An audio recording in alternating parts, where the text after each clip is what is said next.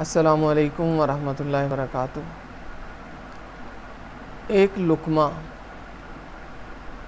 एक मुख्तसर कहानी जो एक मर्तबा ज़रूर सुन लेनी चाहिए।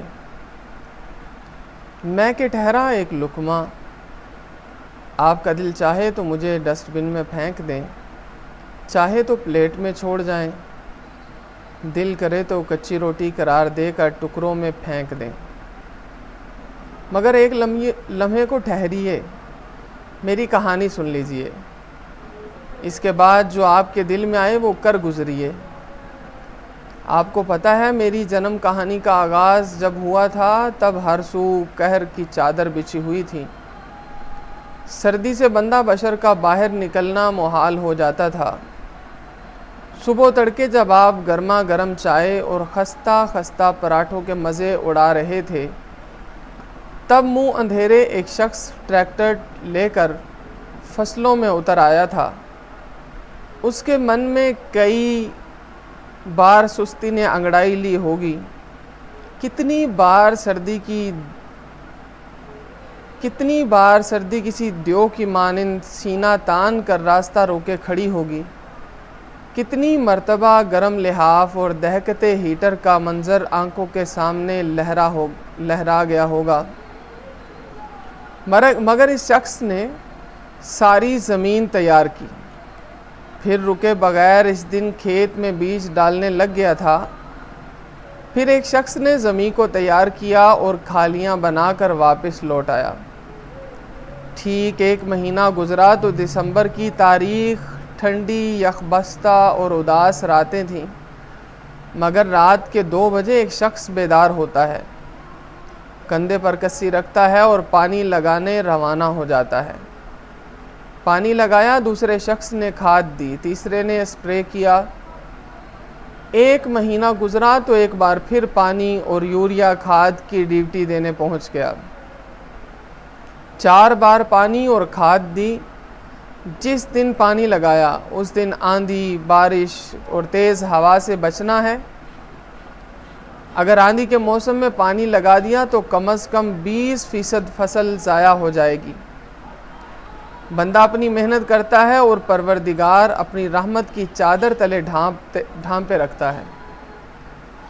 कुशां अब फसल काटने के दिन आ पहुँचे। मई की चिलचिलाती धूप जिस्मो जान को झुलसाती, तपश सांस दोबर करती लो।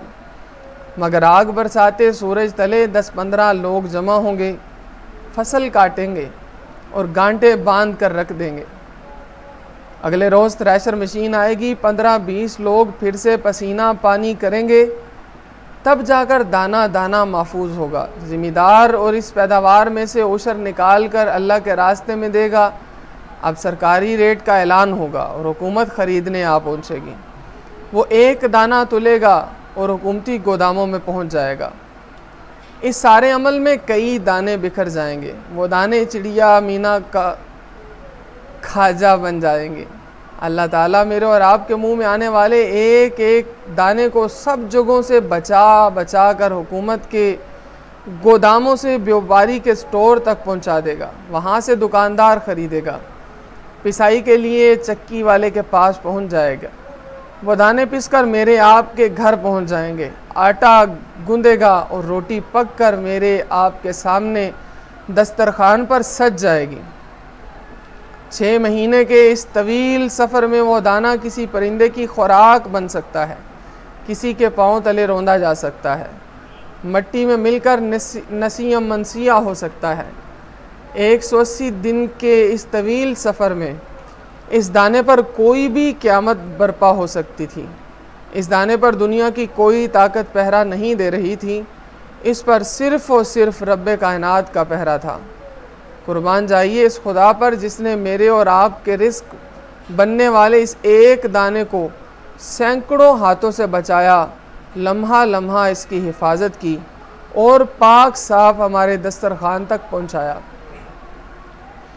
अब एक लम्हे को रुकिए और सोचिए, क्या ये एक लुक़मा इतना ही बेकीमत है कि इसे ज़ाया कर दिया जाए? क्या इस दाने की 6 महीने तक हर पल हिफाजत करने वाला खुदा मेरे और आपसे नहीं पूछेगा क्या अब भी इस एक दाने को कूड़ेदान में डालेंगे? सवाल है, जवाब तो आपने देना है। जवाब तलाश कीजिए इससे पहले कि रिस्क को ज़ाया कर दिया जाए, या रिस्क को मेरे और आपके लिए बंद कर दिया जाए, या रिस्क को मेरे और आपके लिए कम कर दिया जाए। अगर अभी तक आपने हमारे चैनल को सब्सक्राइब नहीं किया तो सब्सक्राइब कर दीजिए और बेल आइकॉन के बटन को भी प्रेस कर दीजिए।